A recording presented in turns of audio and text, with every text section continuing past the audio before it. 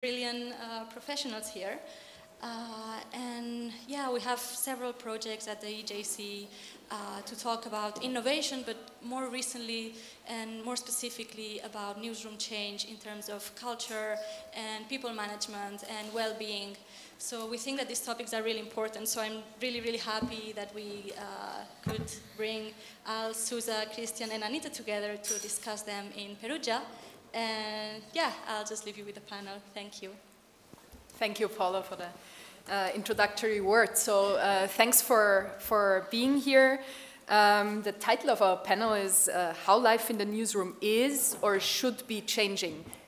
By that title, you can already see that there are opinions on that stage, and there will be opinions on that stage that think that it should actually be changing more than it currently is, and that there are cultural topics that we as an industry have to work on to be innovative and to make life in our newsrooms better for the people who work in them. I'm excited to see again some friends on this panel who, all of them have very interesting opinions and very interesting CVs to talk about that topic of culture change in newsrooms. Welcome Zuzanna Ziomecka, who is the founder and editor-in-chief of NewsMavens. Welcome Cristian Lupsa, who is the founder and editor of Decât or Revistă, and I'm sure I didn't pronounce that entirely right. I'm sorry for that. No, that's perfect. And welcome to Alex Entwistle, who is the assistant editor, BBC Radio 5 Live. And my name is Anita Zielina, and I'm the director of innovation and leadership at the Newmark J-School in New York.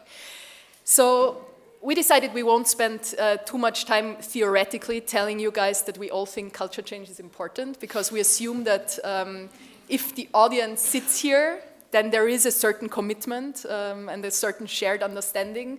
And we thought that probably the best way to get the discussion going and to make it productive for everyone here is to really practically dive into the topics and figure out, you know, what are ways to drive that change, what are obstacles that we encountered, and how did we overcome these obstacles.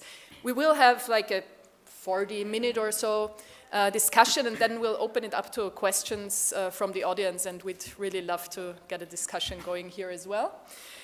So let's maybe start with exactly that question.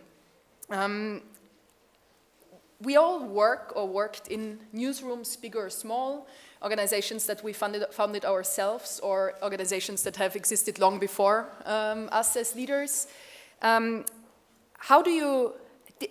Question one, did you guys encounter discussions around culture and leadership? And if not, how did you guys, or how do you guys in your newsrooms ensure that this is a topic that is being talked about? How do you bring that to the agenda in a time when you know, everyone is kind of stressed out with the daily operations of the newsroom, and you know, feeling there is so much else to do? And I think culture, sometimes the topic of culture has this tendency of kind of fall down as, oh yes, eventually we need to talk about that, but not now, we're too busy.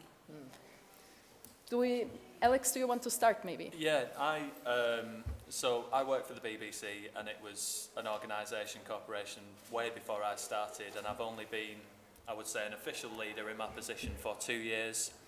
I think leadership and culture has become increasingly more important, definitely over the past couple of years at our place of work, because it's been just a crazy couple of years for news. Attacks across Europe, the Manchester bomb, we're based in Salford, which is just next door to Manchester, so that was really close to home for us. The London terror attacks, Brexit ongoing, Donald Trump, and it became clear that culture and care in the workplace was really important, because those stories are just not stopping and news keeps on breaking, and we could see that with our staff we needed to improve things and think more about their welfare than just, okay, we've got to broadcast this, we've got to publish that. So I would say workplace culture and looking after members of staff in the past couple of years. Closer. Is that better? It's just become a lot more important, and Yeah, I mean, I would say that it's forefront at our place in the BBC. 5 Live is only a section of the BBC based in the north of England, so I know that culture is on the menu right across the BBC, but that's in our place of work. Okay, Zuzanna? There's no such thing as discussion about culture in most newsrooms that I've encountered, and that's a great opportunity. In fact, perhaps instead of talking about it, we can start working on it. This was the approach I took with my small team. I have a core team within Gazeta Wyborcza in Warsaw, and then we have about 30 women all over the region who contribute to NewsMavens. And in order to make sure that culture was a topic that's on the table, this is something that's worked for me. We have a quarterly debriefing meeting in which I ask my team to go over the things that they think worked best, to talk about the things that didn't work well, and how we can make sure they improve in the future. But these two questions, they're just warm-ups to get my team thinking constructively about our work. The most important question I ask them is the last one. Okay, what did I do that helped you most? And what did I do that was the most disruptive for you?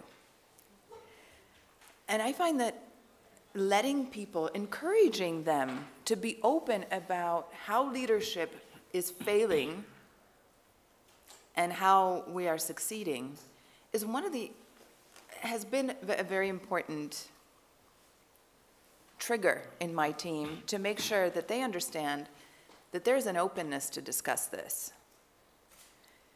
And that brings up a lot of issues, and they're hard to hear sometimes, very hard to hear. Like when they tell me, oh, Zu, we love it, you're so meta level and you're so inspiring, and you're talking about the concepts, and we're all on board, and we're doing our work, and then once in a while, you swoop down and focus on something really micro, and that's so disorienting for us. Please don't do that. And I love doing that. I would do that with a sense of great accomplishment, that I'm getting my hands dirty and I'm helping the team. I thought I was being helpful. Turns out I was not. And it's important to have a sense of humor about these things. But once my team realized that I'm open, they became much more vocal about where the boundary of their commitment and their comfort levels are. So that's one of the things that has worked for me. Thanks for sharing that. Hi, and thank you all for being here. I'm just going to go in a different direction than Zuz, although I completely agree with her and face the same challenges. My team, we come from a sort of a startup background. We started 10 years ago with an independent quarterly nonfiction magazine because we wanted to do something that was different than what was available on the Romanian market in terms of journalism and mostly long-form nonfiction storytelling. And when you're in a sort of a startup, entrepreneurial culture, we were 5 friends that built something, and we were overusing a word that I stray away from right now, which is family. So we were trying to build something, and for the first 4 or 5 years, culture was, I don't think the word has ever come up. It was, I think survival was the word that was on our minds most of the time. So how do we make money to put out the next issue? Can we start paying contributors? Can we actually make this work? So we never thought about the fact that while we were doing all of this, we were creating organizational culture. And I think that was one of the things that has struck me at one point, and this is the thing that I've been telling newsrooms that start up, like the first 1 or 2 years, they're just so exciting with the change and the hustle and trying to make things work.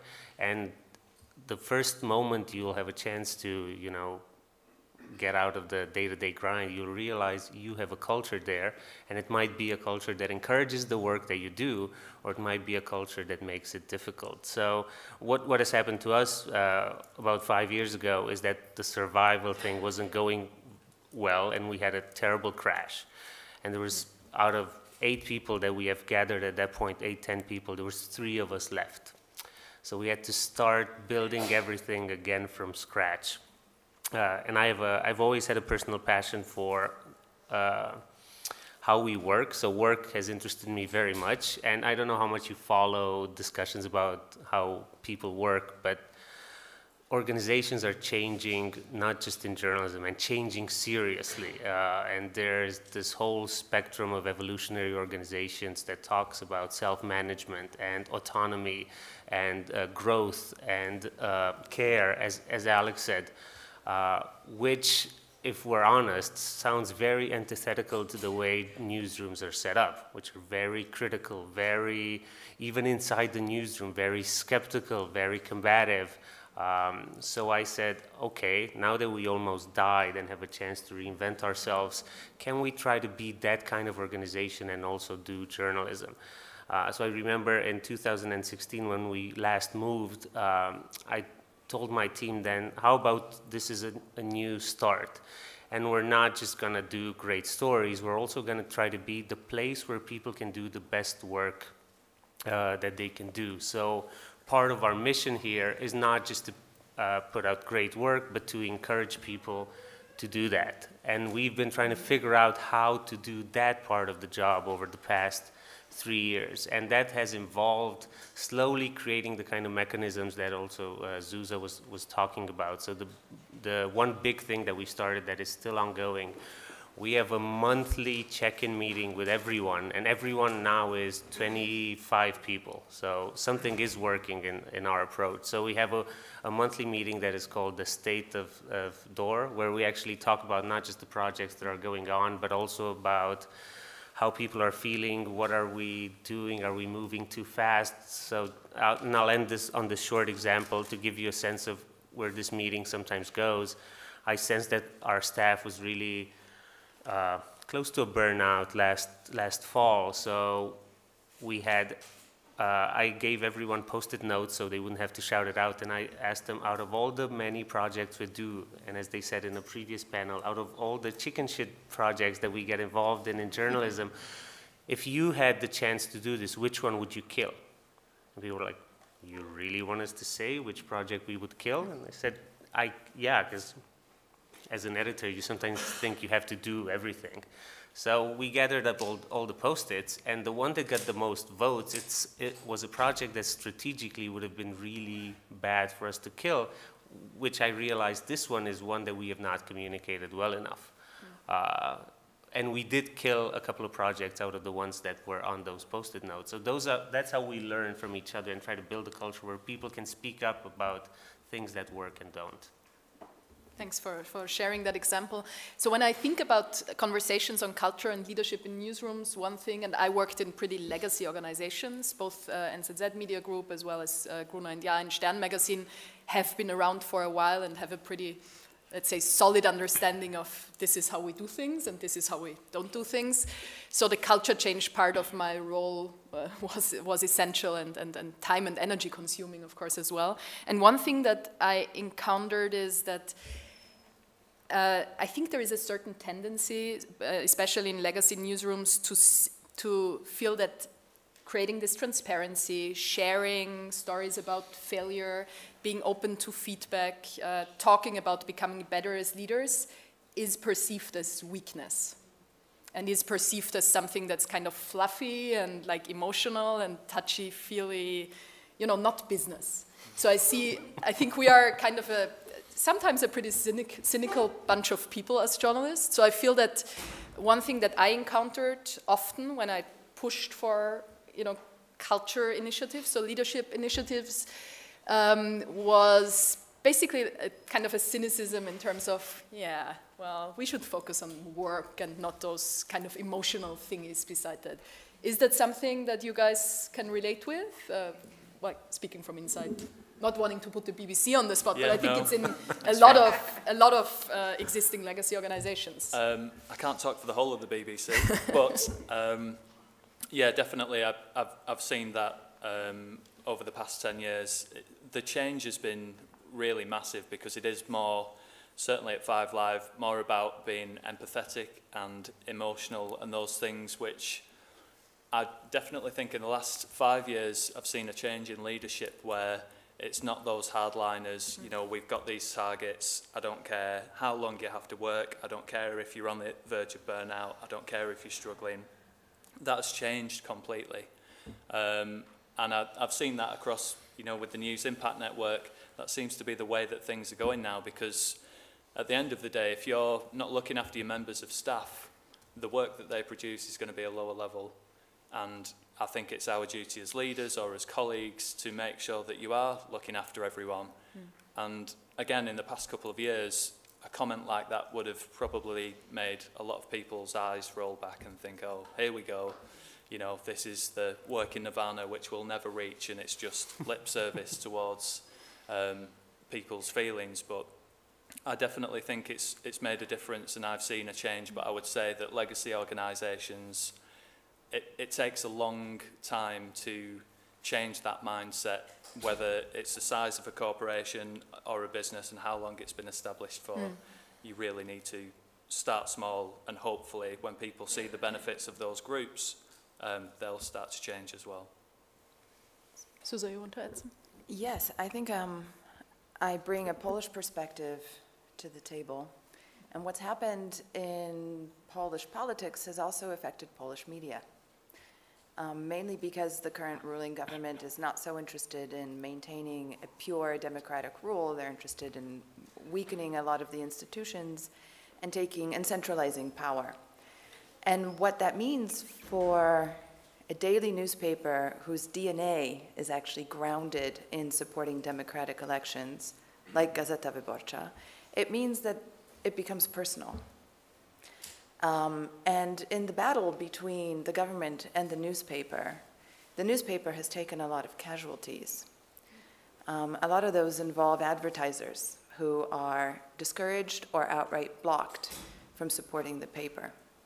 What this means is that there has been a crisis, a financial crisis, that this very motivated, idealistic, very professional team has been faced with the necessity to cut back. And the team has gotten so much smaller, and the amount of work has gotten so much bigger. And so you have leadership that is fighting for survival, like leadership and care. We have been a very tough group of people. I did a workshop on bias and burnout for some top execs from the media at the Reuters Institute some time ago. And there was a gentleman from an international legacy corporation who, after I had spent an hour and a half explaining how burnout affects your capacity to perform and how it can potentially negatively impact your talent pool, he said, yeah, very interesting. But you know, journalists need to be tough. And that was the comment, journalists need to be tough, because this is kind of how we see ourselves. We have to be able to, in order to speak truth to power, we have to be able to have balls, to be resilient, and it's kind of part of the package. And admitting that you're struggling means that perhaps you're not cut out for the job. That's the fear. And that's the challenge that leadership faces in communicating that actually we need to survive, and your well-being is part of that survival process. And I've watched something interesting happen at Gazeta Wyborcza. I'm sorry if I'm speaking too long. No, continue. There was an editor who climbed the ranks and became deputy editor-in-chief. We have this historic, iconic editor who is not to be moved and will never be moved.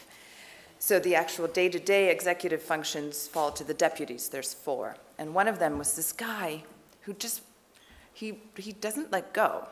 He's dedicated his entire life to saving this paper. And he became publishing director, which doesn't always happen. Usually publishers come from the business side, from the sales side. But suddenly there's an editor who's a publisher. And he was one of these old school, hardball journalists who would yell at everyone and would kind of barrel into meetings and destroy projects right at the end and reinvent them. It was very harsh, very direct, very stressed, but very effective. And what happened was he started promoting women to work with him. And I'm not saying this is a recipe for everyone, but what I've seen happen is that now that this guy has surrounded himself with strategic allies who are women, his leadership style has dramatically changed. And it has become much more delicate, much more attuned to proper communication and soft skills. So I think a crisis gives a tremendous opportunity to change things that have always been a certain way. When things are falling apart anyway, this is a wonderful opportunity to set them up differently for the future. And that's a good point. And I think you made that point as well. And I think to Alex's point, I share the optimism that I see a change in the debate. So what makes me optimistic about that is that I see that these hardliners, like you called them, there are plenty of us who are, kind of mid-level management or even higher management who are not willing to accept anymore that being a good editor-in-chief means shouting at people, that don't accept that being a good journalist means being grumpy and kind of self-destructive in a way, that don't accept that diversity is not an issue in our newsroom. So I feel that sounds a bit religious, and maybe that's kind of the surrounding here that makes me say that. But what I do see is a certain movement of people, and that makes me happy, that are just not willing to accept anymore that workplace culture is the way it's supposed to be in newsrooms. And one thing that I do see, and you mentioned new work, and I'd like to dive into that a little bit more. One thing that I do see, I was in the lucky position to hire quite a few people over the last years or so in different roles. And I saw that people who I hired, who often were, call it millennials or whatever, that's a confusing word, but kind of in the early 30s or mid-30s, they just had different wishes and different aspirations than what usually HR would probably think are things that people care about. So they didn't care about, getting the company car, but they cared about part-time work and childcare and parental leave policies, and they cared about collaboration, and they cared about professional development and having a growth trajectory in the organization. Is that something that you guys also see? Is that something, how do you deal in your organization with this development? Well, I just want to add one example, because even in Romania, I had the same experiences as Zuzo was talking about, and as you mentioned earlier, at the beginning of this year, a really respected editor from a big legacy organization came to our newsroom to speak to a couple of us on the management team, and one of the things he remarked on was that he realized in the past year that it's no longer okay to shout at your staff, that they get pissed off. And I understand where he's coming from. I grew up in that kind of an organization, and and I understand when he says, "This is how it's always been for me." It was sort of natural that editors would shout at me, and then I would shout at the people that were working for me, and that's how it always worked. But now, my staff no longer takes that, and they leave. I'm like, okay, that's a step forward. And unfortunately, this tension between the need to produce journalism, the need to make journalism sustainable, and building culture is huge. I'm not gonna lie to you. Like, we have stress periods where sometimes maybe care goes out the window without us wanting to. But the ideal is to get to the kind of organization that Anita was talking about, and encouraging this kind of development. So one thing that we do is, or one thing that I do when I talk to our staff, is ask them where they want to be, and not necessarily in the organization. So for me, it's perfectly fine if someone's mission in life transcends what we want to do. As long as we can sail on the same boat for a couple of years, if this gets them closer to their mission, and if this fits together with our mission as well, that's perfect. So we've been told that it's very weird that when someone leaves our organization, and we had some very key people leave in the past half year because one of them wanted to work in poverty relief, the other one wanted to move into the corporate world and try consulting. This was our fundraiser and our business operations manager. we wrote these lengthy posts on Facebook about what they meant to us and where they're going, and I got a lot of private messaging saying, aren't you pissed that they're leaving? Like, what would this get me? And I think the survival of our organization is also based upon building these kind of networks that are going to give something back to you at some point. If you are there for them, they will be there for you when you struggle. So I highly encourage all of you who get to work with people or manage people to not treat them like they owe you their life. They owe you some things, and ideally you make those things as specific as possible. And sometimes, because it's journalism, they might owe you more weekends or more nights than they're willing to put in other fields. That is the complicated transaction. But help them figure out what they're best at. It's not easy, and it's hard to lose people, but I think it's a good thing to do. Yeah, I just want to kind of echo that. Again, with the change in management style over the past 5 years, I've definitely seen, and myself with our team, it's more about elevating the potential and helping people reach their potential, and whether that's in your department, in your business, or elsewhere, I think you get a lot more back from your colleagues and your team if you're trying to help them reach their goals. It's something that I've noticed definitely across 5 Live. It's not, oh, that's the best worker, we need to keep them, we're not going to let you go for that job interview. It's very much, okay, you deserve it, you're great at your job, go and be the best that you can be.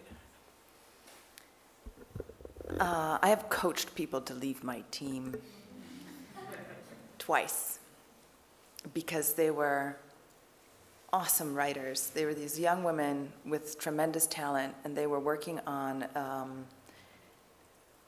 an online version of a women's supplement to Gazeta Wyborcza. We were the digital team, and they were mainly publishing stories online or writing quick stories for online.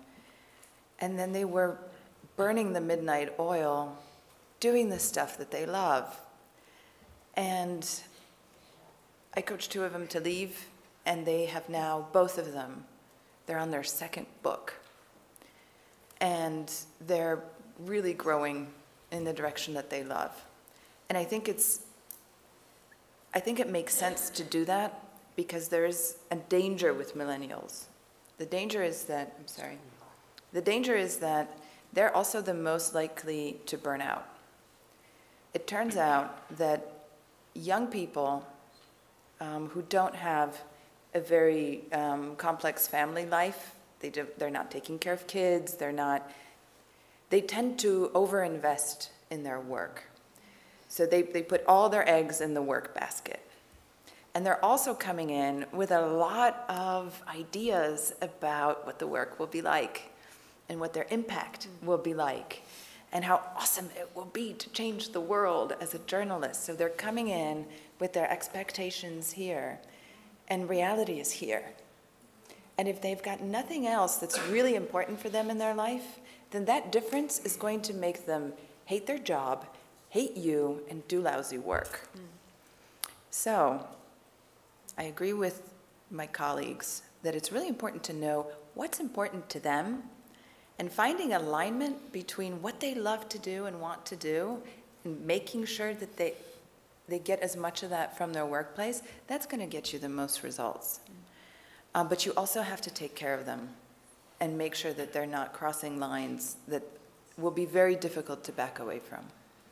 Let's dive a little bit into exactly this topic of stress, burnout, and on the other hand, resilience, and how to build resilience for yourself to kind of stay sane and healthy as a leader in this stressful transformation phase, but also how do we ensure that our teams stay sane and healthy. And I'd like us to share some experiences or some best practices or some things that didn't work that we worked on. So maybe, do you want to start, Cristian? This is a complicated one when you sort of try to juggle everything. The things we have found, I'm not saying they're working, they're things that we're trying, is that we have a pretty flexible policy in terms of how people can work. So we don't make people come in at a certain time or on every day as long as they do their work. So it's complicated with the because telling people that they can do this is sometimes they don't believe you. So you really have, as a manager, one of the things that has surprised me the most is how often you need to say the same things over and over and over again. And that means calling out the things that don't work, but it means mostly calling out the things that you need to make work, because building culture means repeating the behaviors that you want people to have.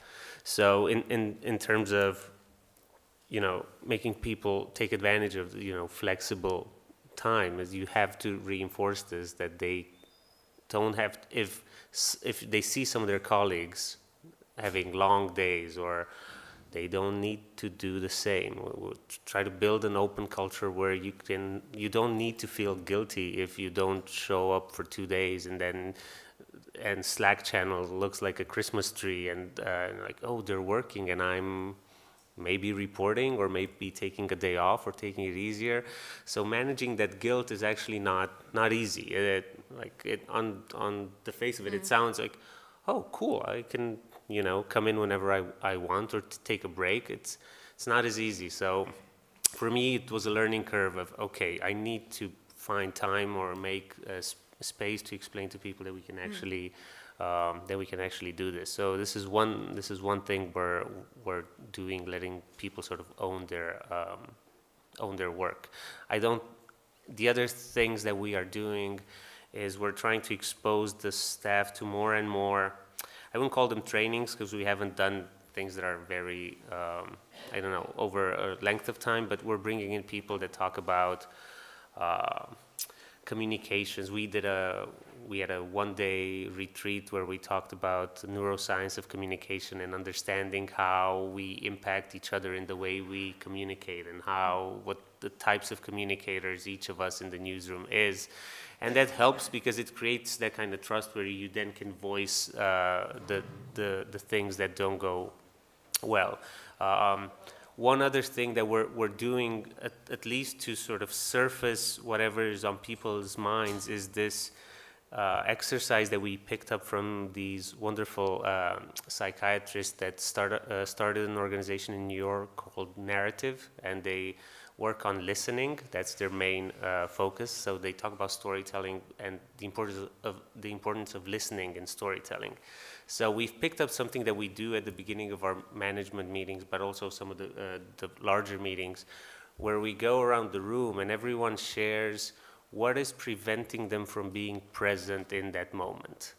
And that's when you realize that you might think someone is not there or disengaged or not paying attention, but then you hear their parents are in the hospital, they're having trouble with their relationship, their bank has closed their account. So that's a way to surface the things that are heavily impacting our work and that we don't even say over coffee in the morning, but in that space where everyone shares.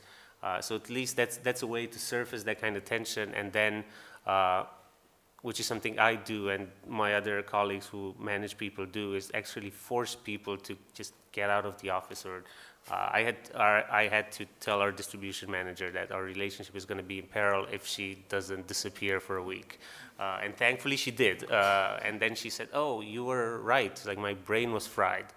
So. It's a weird thing to do as a manager, but I think a really important one. Susan. I'm going to start with what we can do to help ourselves, because if we're fried, then we might not notice that everyone else around us is struggling. And I think this is very common sense, but it needs to be said. We need confidants. We need to be able to talk to people who understand who we are and what we're trying to do, and who will listen to us in a way that's non-judgmental and that's helpful. Because if we don't download, if we don't data dump, we're also not going to be able to make sense of everything that's happening. It's much more difficult to do that for yourself if you don't have a contemplative practice. So having confidants is important. My confidant is my dad. He's sitting in row 2. Hi, Dad. It helps that he's an editor so that he understands the context of what I'm saying. The contemplative practice is not a joke.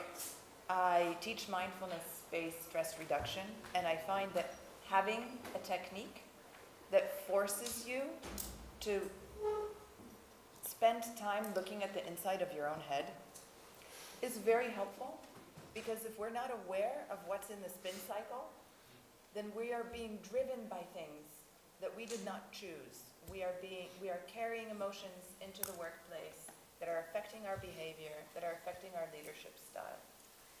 We are not at our best when our brains are triggered by a stress response. What actually happens on a neurological level is that our brain unplugs the part responsible for communication, problem solving, and memory, and that energy goes into a physical response to enable us to fight or flight, which means that our greatest resources are offline when we're stressed out. So if we don't have a way of dealing with stress, I think that's a problem. Mindfulness is my way. There are others. And what I find that works for me, and that I also recommend and make sure that my team makes use of, is not just leaving the office to go home, but conferences. The thing about conferences is that they're full of confidants, people who know the kind of problems that we're struggling with, which is a tremendously important thing. If you feel understood, that you're not the only person in the world who's dealing with this stuff, that in itself gives you energy. Wow. Well, welcome.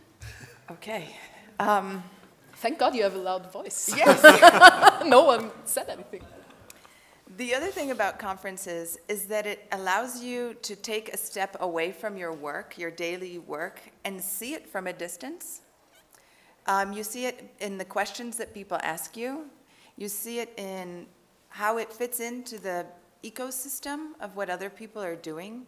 And it's easier to find when people tell you that your work is important or interesting or exciting, it's easier to believe that or to remember that again.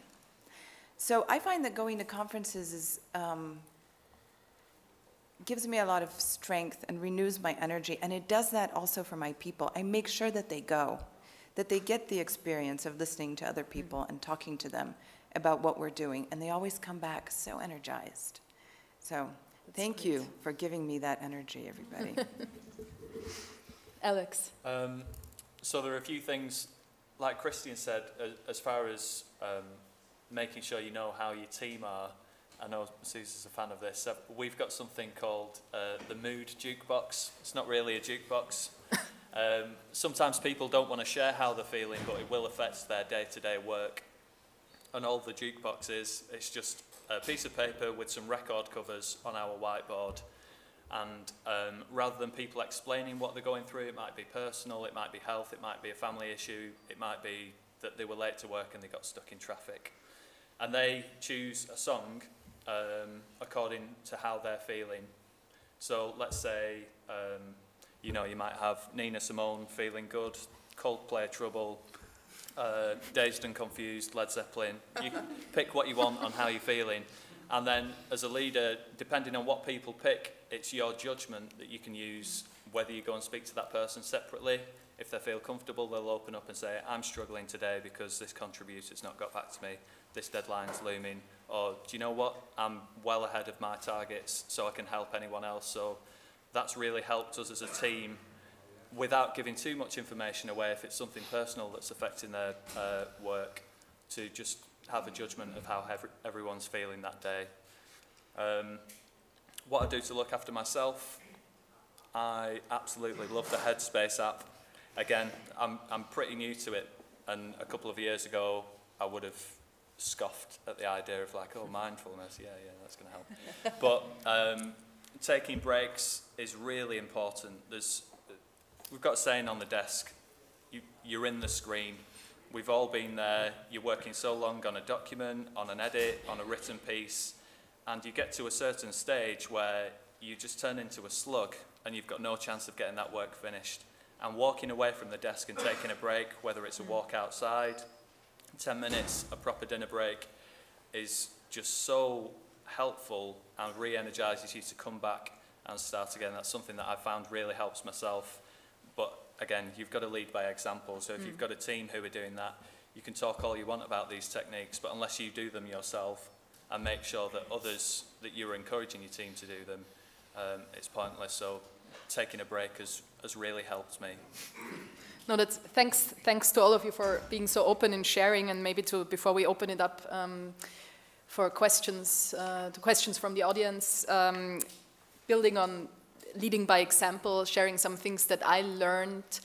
And I think it's important to say, I made, like probably all of us, a lot of mistakes when I started my journey as a leader, just because it doesn't really, not everything comes natural to everyone. So I think the mistakes that I made were partly things, just not realizing how much you lead by example. So if you enter a room grumpy just because maybe your commute was, stressful, or I don't know, something went wrong at home, that has an impression on the team. So I learned that it's really important as a leader. You don't have to constantly run around smiling and saying, everything's great. But I think being aware that your expression does something with the team. That is something that I really learned. Also, some things that I literally had a very bad boss once who, whenever someone took vacation, said a sentence that was approximately like, oh, well, you're lucky, 2 weeks vacation again. You know what that does to the team?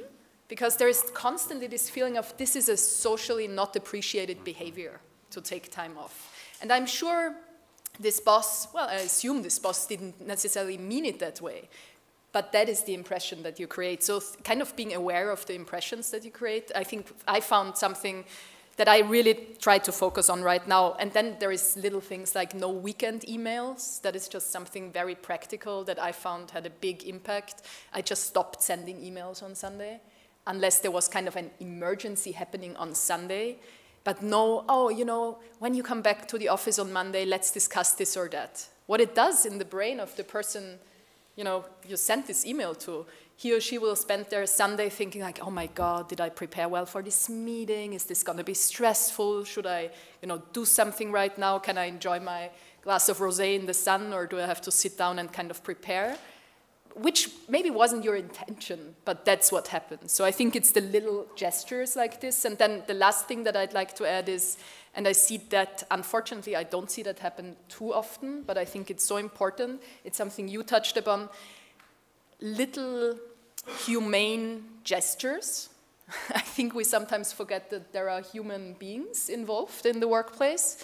So if someone goes through a hard time, just saying, well, you don't have to worry about figuring out how many days you take off, or you don't have to worry about, being away, visiting your mom in the hospital or something like that. I just feel whenever a boss I encounter does that, it creates a level of trust in the organization that is really valuable, because trust is ultimately what you build on in an organization. Just some thoughts. Yeah. Let's maybe open it up for questions from the audience. There's one back there. Yep. Hey! Thank you, everyone. This has been really, really thoughtful conversation. I'm curious, when you lead by example, when you are the person you want your team to lead as well, what are your hacks for dealing with the opposite in your team? They don't want that. They want more rigidity, they want rules, they want they're badly behaved, they don't want to work. I know one thing you said was you have to keep repeating things, but I'm curious about how you deal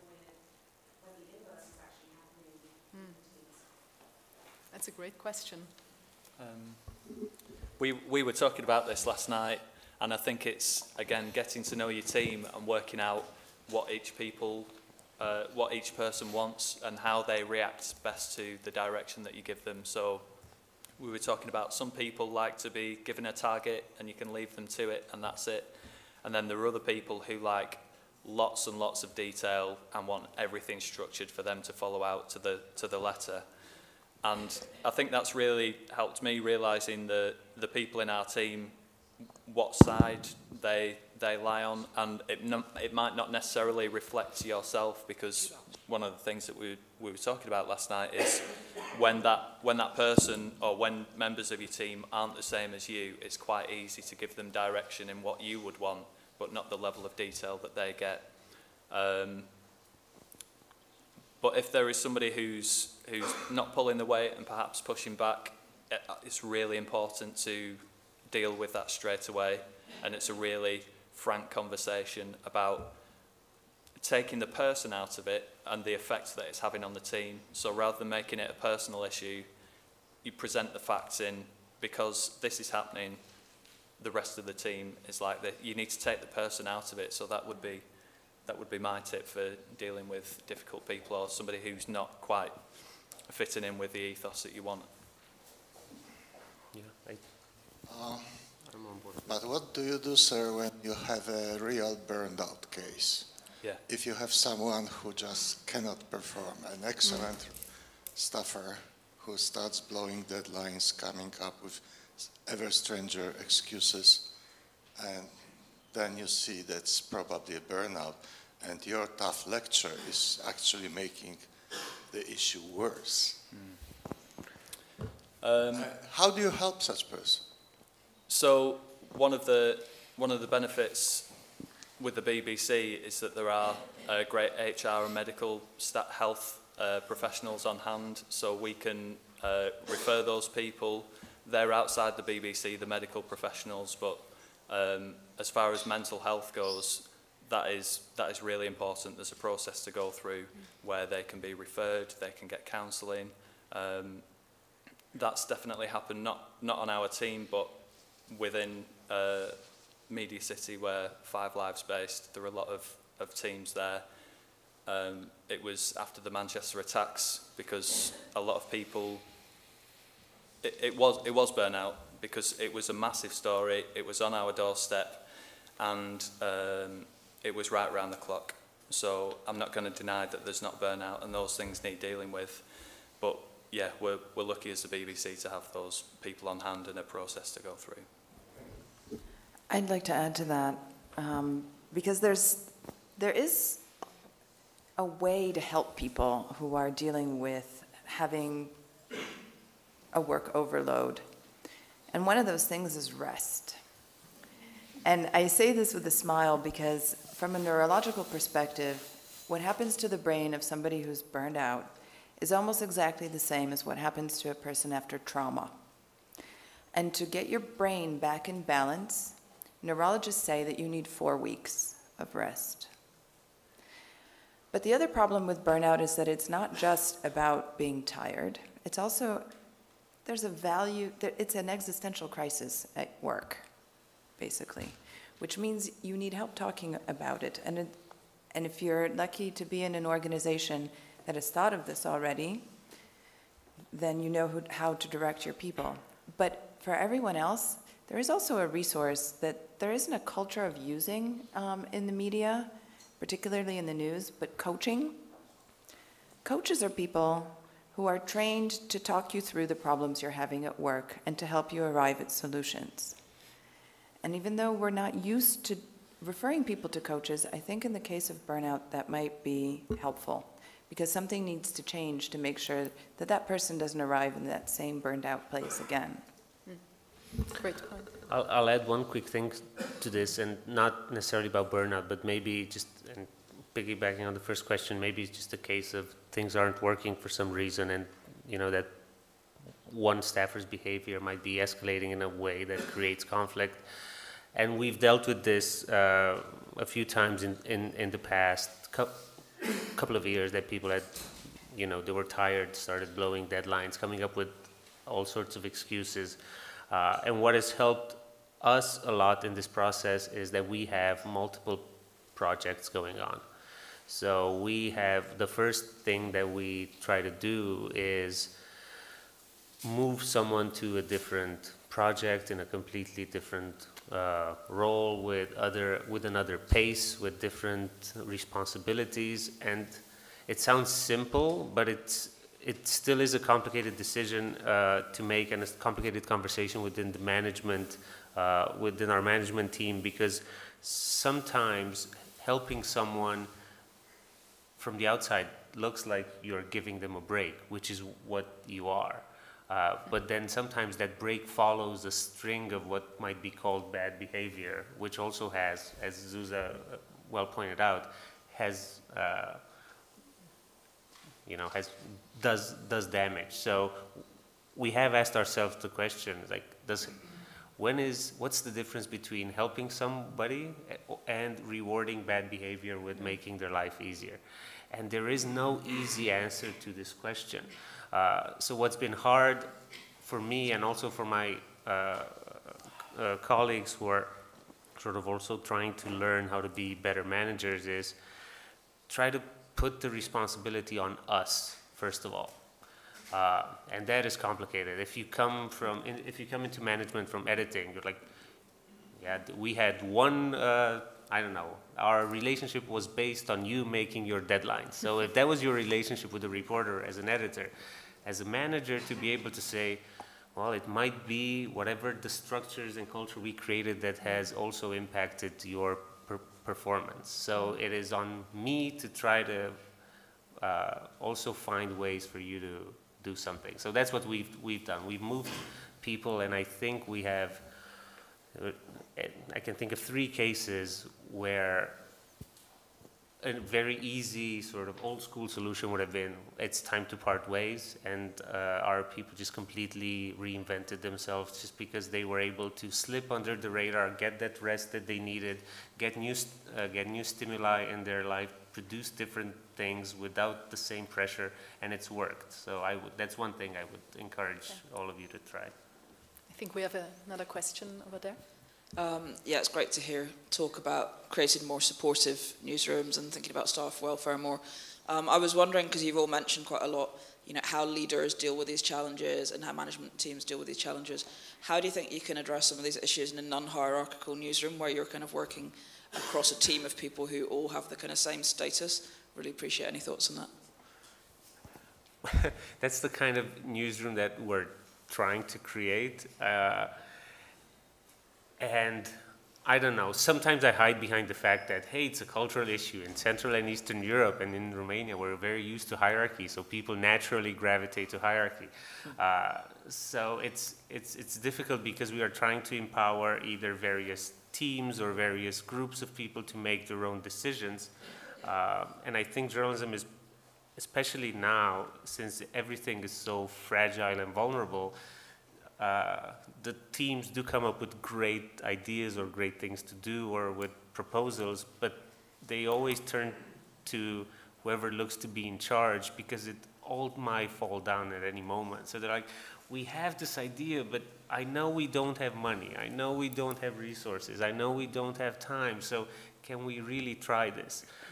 So the only thing I can say is just that it's constant conversation. For me personally, and this has been, I'm coming from a place just like Zuz. I love the big meta discussion. I love the big challenges of trying to create the newsrooms. But I always love editing stories, and I love being at the sentence level at the same time. So trying to juggle this and just stepping away and creating an environment, not where we would fail, but where some projects just don't work. But the complicated thing there is you need to create an organization where you have some pillars that can't fall down no matter what, and then create some other places where it doesn't matter. It might be important, but if it doesn't work, it just doesn't work. Maybe to add one thought to that, there is a whole concept around the word lateral leadership. And basically, I think one thing to keep in mind is you don't have to necessarily be the hierarchical leader to have a leadership role. I think we all know experiences in meetings or getting together with groups where we feel there is someone who is supposed to be the hierarchical leader, but someone else is kind of the real leader in the conversation, because so that kind of people look up to him or her and kind of expect them to guide the discussion. And I think that is actually also something great, because one question that I hear often is, well, I'm not in a management role, so what can I do to change things in our organization? Because the guys on top, and it's mostly guys, the guys on top, they don't want to change. And one thing that I found is you can actually do quite a lot to install a different way of approaching leadership and then working on culture, even if you're not on the hierarchical leadership level. A lot of the things that I mentioned before around kind of humane acts and around behavior, I think these apply to everyone in a newsroom. If your colleague comes in grumpy every day, that does something to you as well. Of course, it's worse if your boss comes in grumpy every day, but I mean, it is like a very similar thing. We maybe have time for one more question. Wait, can I just throw one thing in? Yes, of course. There is a definition of leadership that I really like. I find that people use leadership and management and being the boss and being a leader, that it's kind of interchangeable a lot of times, but there are actually distinctions between these two approaches. And one of the definitions that I vibe with the most comes from the Harvard Kennedy School of Public Leadership. And it was devised by these two gentlemen, Ron Heifetz and Dean Williams, and they define leadership as mobilizing people to face complex reality for the general progress and good of the group. And if you notice, the interesting distinction here is it's not about finding solutions and getting everybody to do things your way. It's about getting the team to do the work. It's much harder, but like Anita said, it doesn't require official authority. You can do this from any level of the organization through clever interventions. I have some books I can recommend. So I think one more question. You? I have a question for Anita. I'm a teacher in journalism in the Netherlands, and I'm wondering what you do in your curriculum to prepare students well for these two realities, actually. Yeah, thanks for that question. I just started this new role, and actually it's all about what we talked about now, because I really felt we need some new kind of leadership training in the industry, something that's more focusing on the questions that we're talking about here, but also on providing leaders with the knowledge around, how to develop a product strategy, how to think about your audience, how to figure out the right KPIs, and how to think about scale and platforms. So what I'm building now, and the first course, Executive MA, is starting January 2020, so I'm just in the phase of building that. The curriculum will incorporate a lot of topics around leadership and helping to refine yourself as a leader. So a lot about both the management skills as well as the kind of leadership skills you really need to drive that transformation in a both more efficient way, but also in a more healthy way, both for yourself and for the people you work with. We are done. I get the sign that unfortunately, it seems like there is wow, we are on time here, and we need to do some self-care, which in Perugia means pasta and pizza and maybe wine even for lunch. So thank you all for being here, and thanks for the great discussion.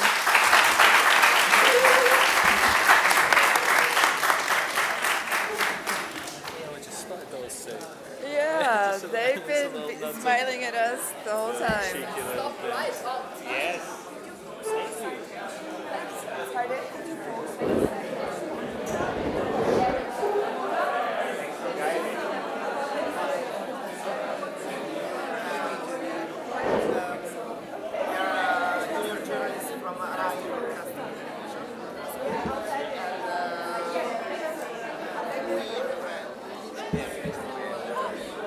Cześć!